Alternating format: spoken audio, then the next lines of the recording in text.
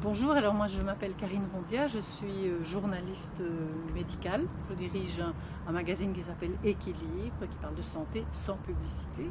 Et je travaille essentiellement ici à la maison, c'est-à-dire à la campagne. On est à 85 km de Bruxelles. J'essaie de travailler à la maison le plus possible, mais je dois bien aller à Bruxelles de temps en temps. Et sur le plan familial, on est ici une famille de 8, une famille recomposée, donc mon compagnon et moi, et puis on a six grands adolescents.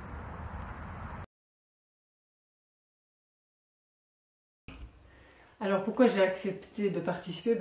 Parce que j'ai été agréablement surprise qu'on me le demande d'abord, et puis je trouvais que c'était intéressant. Je suis curieuse de voir quelle est mon empreinte carbone, celle de ma famille, et comment je peux l'améliorer. Donc c'est très volontiers que je participe, et avec beaucoup de curiosité.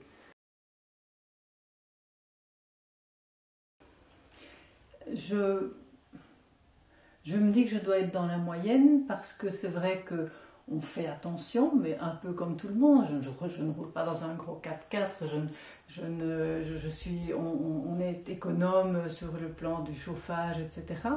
Et je suis bien consciente qu'il y a certainement énormément de progrès à faire encore, mais un peu comme tout le monde, je dois dire, on est une famille assez normale.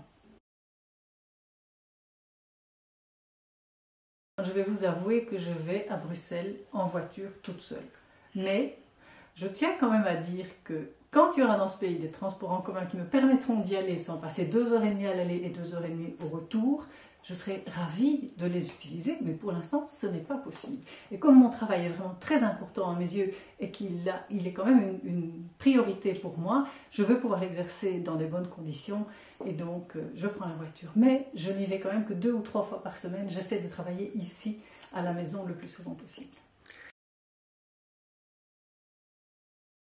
On vient de faire isoler toute la maison, par exemple. Donc là, on s'est vraiment mis aux normes. Donc je pense que de ce côté-là, on mérite un bon point. Et puis, de façon générale, j'essaie de sensibiliser les enfants à ne pas dépendre de la voiture, par exemple. Je sais bien que pour eux, ce sera plus difficile que pour nous quand j'avais leur âge. Et donc, j'essaye de les sensibiliser.